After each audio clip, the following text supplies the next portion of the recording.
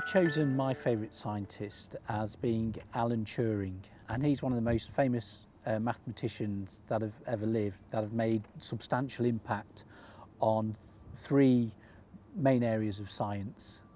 Okay, and that's largely computer science and computational biology, and he's also well known for potentially saving many lives in World War II by cracking the German Enigma codes.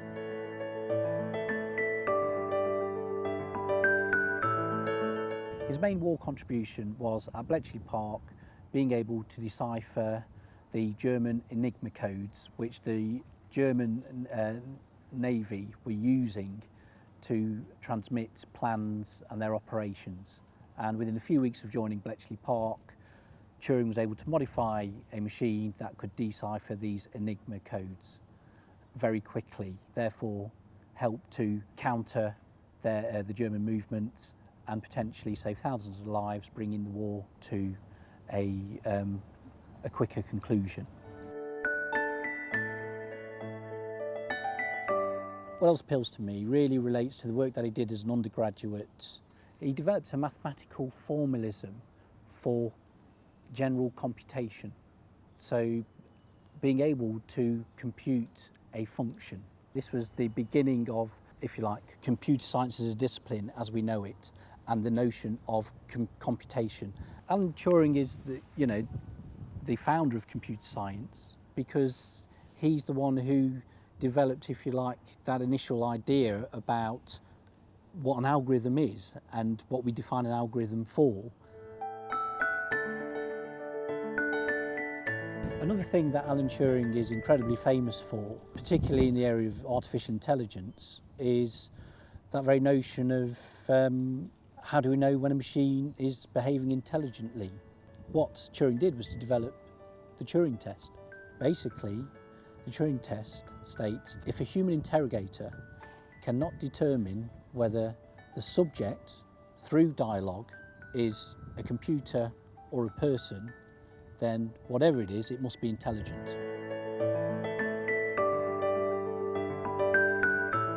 Well, if we go back to when he was 16 and he had his first love affair, and it is well known that he was homosexual, and this person died early, and it had a profound impact on Turing, and it had him really contemplating life, faith, and actually whether life was truly just materialistic and that could be described through mathematics. And therefore, we're living beings, and therefore intelligence can be modelled. And he wanted to rationalise, I think, the emotions that he was feeling, and he wanted to rationalise it in a very academic context. And therefore he set about trying to look for patterns. And certainly that was one of his specialities, that was one of his skills, seeing patterns in things around him that others really didn't see. Obviously, he was well aware of Darwin's work, and what Darwin gave us was the fact that beings, biological systems, adapt according to local conditions. And therefore, patterns become encoded in genes, and those patterns may or may not filter down to offspring. But what Darwin didn't say, and that Turing was interested in, was how these patterns and variations actually form. Through his study of biological systems, it was Turing's view that in an embryo where you have many identical cells, what he felt was that chemicals were actually being introduced into the embryo that were then somehow forcing these cells to start to self-organise.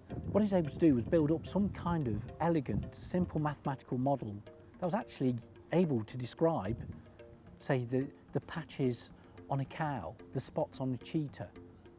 So it was a way in which showing how in an inanimate system, collection of objects, they can, under certain conditions, spontaneously self-organise into more complex things.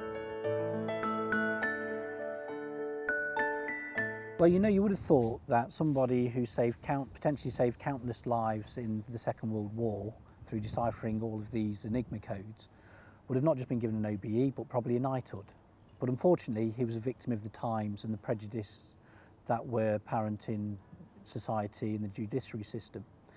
He was homosexual, And unfortunately, not long after his discovery of morphogenesis, he had a liaison with an unsavoury character who basically ended up trying to burgle Turing. Turing called the police, and this person complained to the police about what kind of relationship they'd had. Turing was unfortunately prosecuted for gross indecency and was given two options. One was prison, and one was to undergo chemical castration through taking female hormones. And he opted for the latter and spiralled into a depression. And unfortunately, in 1954, he laced an apple with cyanide and took a bite. And unfortunately, he died.